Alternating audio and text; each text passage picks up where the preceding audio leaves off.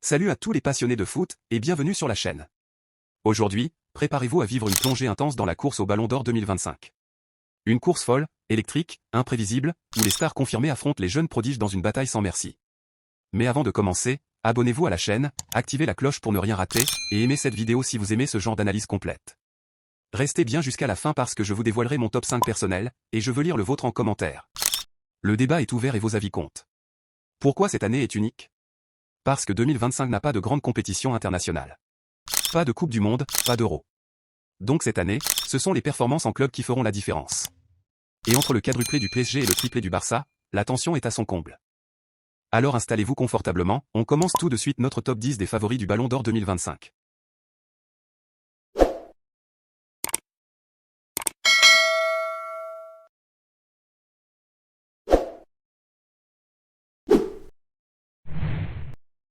Le latéral marocain est l'un des piliers du quadruplé historique du PSG. Ligue 1, Coupe de France, Trophée des Champions et Ligue des Champions.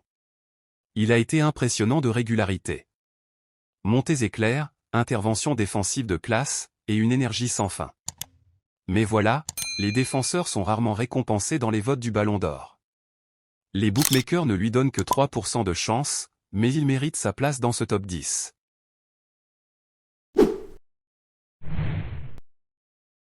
À seulement 19 ans, le jeune milieu offensif français a fait exploser les compteurs en finale de Ligue des Champions, avec 2 buts et une passe décisive contre l'Inter Milan. Il a surpris tout le monde cette saison, gagnant sa place dans le 11 du PSG, et contribuant pleinement au quadruplé. Ses dribbles, sa vision du jeu et sa maturité sont déjà comparés aux plus grands débuts du football. Mais il est encore jeune, seulement 2% de chance selon les cotes, et il lui faudra un peu plus de régularité. Doué, c'est le futur du football français qui commence déjà à écrire son histoire.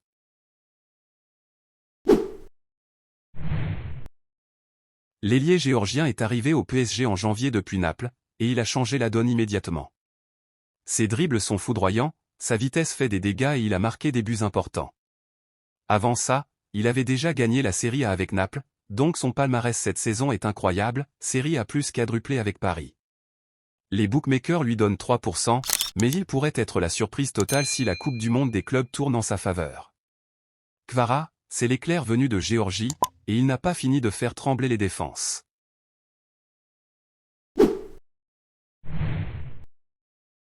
Donnarumma a été le rempart infranchissable du PSG cette saison, avec de nombreux clean sheets, notamment en Ligue des Champions. Il a été héroïque, notamment en finale, avec plusieurs parades déterminantes. Mais depuis Lev Yachine en 1963, aucun gardien n'a remporté le Ballon d'Or. Avec 2% de chance, il reste un outsider, mais son importance dans les titres du PSG est monumentale. Donnarumma, c'est la muraille italienne, celle qui donne des titres.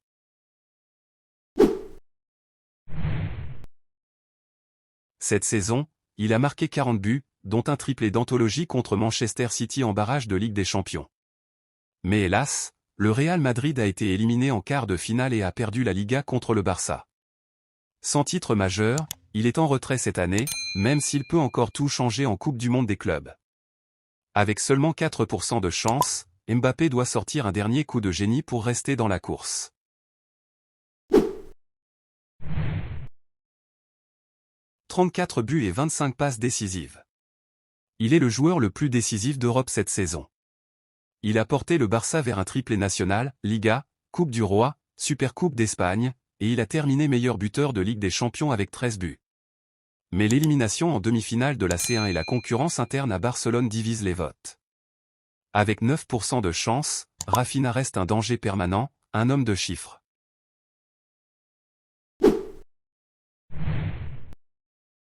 À 33 ans, Salah continue de faire trembler les filets. 29 buts, 18 passes décisives, il a porté Liverpool vers le titre en Premier League. Il a même été sacré meilleur joueur du championnat anglais. Mais en Ligue des Champions, il est resté muet en 8e contre le PSG, et Liverpool a été éliminé. Salah, c'est la régularité au plus haut niveau, mais sans impact européen, il reste en retrait.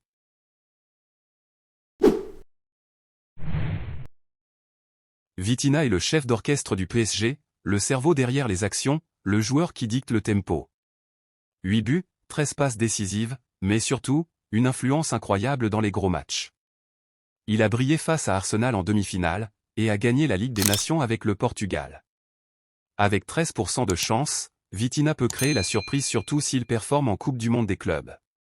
Vitinha, c'est la classe discrète, celle qui fait gagner sans faire de bruit.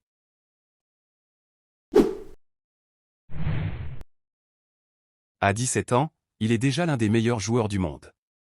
Avec 16 buts et 16 passes décisives, il a porté le Barça vers son triplé national. Il a également brillé avec l'Espagne en Ligue des Nations, atteignant la finale. Sa maturité, sa vision, ses dribbles, tout est là pour en faire le ballon d'or le plus jeune de l'histoire.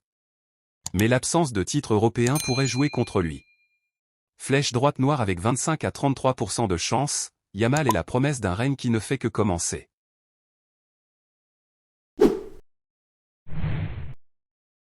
C'est la sensation de l'année. Repositionné en faux neuf par Luis Enrique, Dembélé a enfin explosé à son plein potentiel. 33 buts, 15 passes décisives, des performances XXL en Ligue des Champions.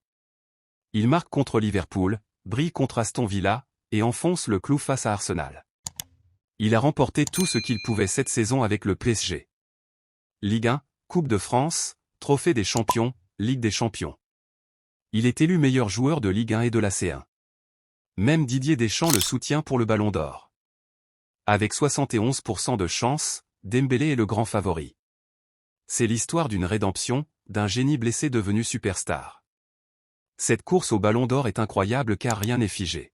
Alors dites-moi en commentaire. Qui est votre top 5 pour le Ballon d'Or 2025? Est-ce Dembélé pour son quadruplé? Yamal pour sa précocité exceptionnelle? Ou un outsider comme Vitinha ou Raphinha? Je lis tous vos commentaires, et le débat est ouvert. Si vous avez aimé cette vidéo, aimez, abonnez-vous, activez la cloche et surtout partagez-la autour de vous. On se retrouve très bientôt pour analyser l'impact du mondial des clubs sur ce classement. En attendant, que le meilleur gagne.